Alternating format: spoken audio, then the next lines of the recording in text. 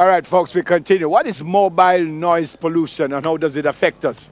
Well, head of the police traffic division, Senior Superintendent Calvin Allen, will give us his thoughts on all of this. Morning, sir. Welcome to Smile Jamaica. Pleasant morning to you, sir. So what is noise pollution? Well, what we're talking about is what happened just a few minutes ago, where we heard a motorcycle that passed and that sort of a noise that emits from the muffler system. And it is something that is not part of the normal flow of what should take place. What has happened is that a number of these motorcyclists, they have modified the muffler system, and as such it creates this really loud noise. Is it against the law? It is against the law. Modification is against the law? Yes, it is against the law, because we talk about, let me put it in context. Sections, there are some relevant sections of the Road Traffic Act that addresses both noise pollution and silent zones. So like sections 44, 134, section 155 speaks to what are designated silent zones, and the remit of the Island Traffic Authority to so ensure that that is published. And what will be happening from here on, and you are going to see evidence of it on the road, is a robust enforcement activity that will take place between us and the Island Traffic Authority. What we will be seeking to have an agreement with them on is for a dedicated operational team from the Island Traffic Authority to work directly with us on a day-to-day basis to clamp down on some of these miscreants. We would see too that some motor cars would have also done some modification, and most of these motorcycles, they come with that silent. You're hearing that one? Yes. Passing. So these are some of the things that we have to treat it, and it really affects your normal day-to-day flow. And when you speak of places like the Andrews Hospital that is so close to the roadside, and you have the Heart Institute that is right on Balmoral here, then you see what we are talking about and how people can be affected by this noise.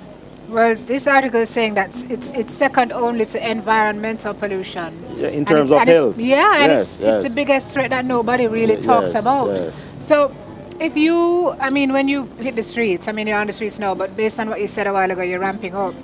What is the punishment? How will you hold the folks accountable if you're standing up and you see a bike pass that it's 10 times louder than it really ought to be because of modification? So we're on operation and we stop that motorcycle. The examiner checks it and realizes that he has removed the silencer from the muffler system. Then he will be ticketed. His registration plates will be removed because he's now driving a defective vehicle, which is against the road traffic law. The fine currently is $7,500, and it has stepped up with the new Road Traffic Act that is right at our doorstep. So these are things that we'll be doing, and I want to tie in that also with persons who have on their vehicles other type of lights.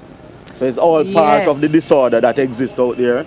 And where we stop a vehicle, let's say whatever colored light they might have, we are not going to just prosecute. We are not going to allow for the offense to continue. So it's a clear warning to these persons. Not necessarily a seizure, but that vehicle will not be allowed to go until the problem is corrected. So we're talking about, therefore, just giving a ticket, he drives off, the offense continues. Yeah.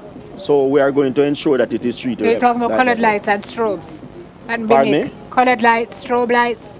Yes, you have some persons, some extra bright lights on the vehicle. I want to go back. In fact, the only units that's supposed to have blue lights is the police. The police vehicle. I want to go back to the modification. Any kind of modification is against the law. Remember, we are talking about noise pollution. Yeah. So we are talking about anything that is modified from its original status and is now creating this nuisance. Yeah, but some of them, because you hear cars and you can tell that they put a muffler on. Yes. But some not. No, if it is not creating a problem, fine. But once it is creating that problem, so the modification in itself is not against the law. That's what I'm trying to figure out. Or is the noise that it is whatever modification that you have done that is now creating a breach. But How do you of the law. decide SSP? Right, Is there a number of decibels that you're not Right, supposed to which pass? is- How do people know that what they've done is illegal? Have you educated them enough? Because people are going to say, but I never know. And that's a good Because point what in may be terms of loud the... to you, maybe music to Neville's ears Yep. because him love a loud bike. So how do you know when you have... And this is where the examiners themselves, they have their meter that they will use to do the necessary testing when we stop a unit in the flow of our operations.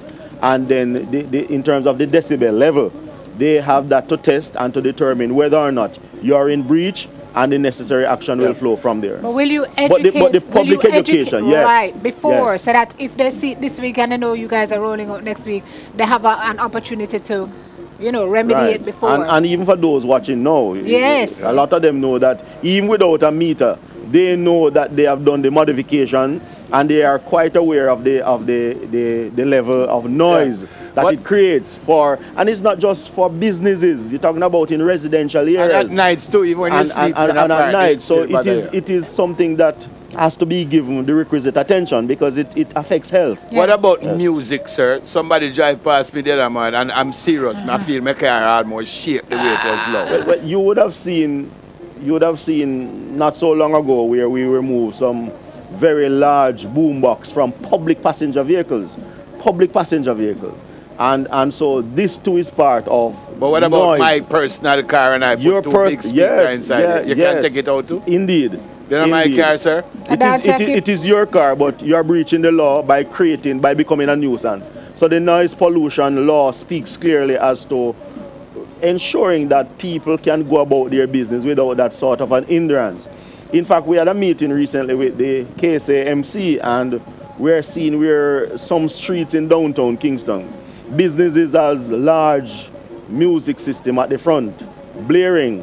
It's not something that ought to be part of the norm, and these are going to be some of the things that we are going to be cracking down on. So what say you to the folks who are watching this morning So what I'm about the saying, issues that we've discussed? right, first and foremost, they need to realize the negative impact of the noise, how it affects one's health, whether it is driving past a business place, driving past areas that are designated as silent zones, such as hospital. And I mentioned the Andrews Hospital, which is right so close to the roadway, and the Art Hospital on Balmoral. So we are saying that these are clear breaches of the road traffic law, and you are going to be seeing an intensification of the partnership between us, the police, and the Island Traffic Authority, and the Transport Authority as it relates to public passenger vehicles, to reduce or to eliminate as best as possible these situations. Final question from me, sir. Overall, we're improving on the road overall with the accidents and indiscipline on the road. As we speak, we still have situations. We're about 11 less than where we were last year. This time, With deaths? In terms of deaths, we are 11 less, and we are about 17 or 18 less collision.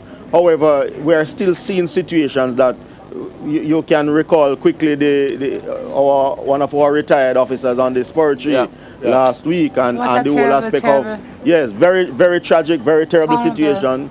A vehicle that developed some mechanical problem while descending the spur tree, and the eventualities of it. So it is part of our drive in terms of an overall public safety approach to treat with vehicles that are defective, and to treat with this noise situation that is really impacting in a negative way. All right. Thanks a lot for coming, sir. Thank you for having me. All right. Head of the Police Traffic Division, Senior Superintendent Calvin Allen. By the way, I just heard up my brother Douglas, who is here in Jamaica, but apparently he wasn't watching.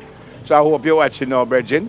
Great to have you, and I'm going to see you soon. And hey, Carlene, thanks for watching, son, and I love you like crazy. We'll go for a break. Stay with us for a fun stop we've got with DJ Shooks. Soon come back.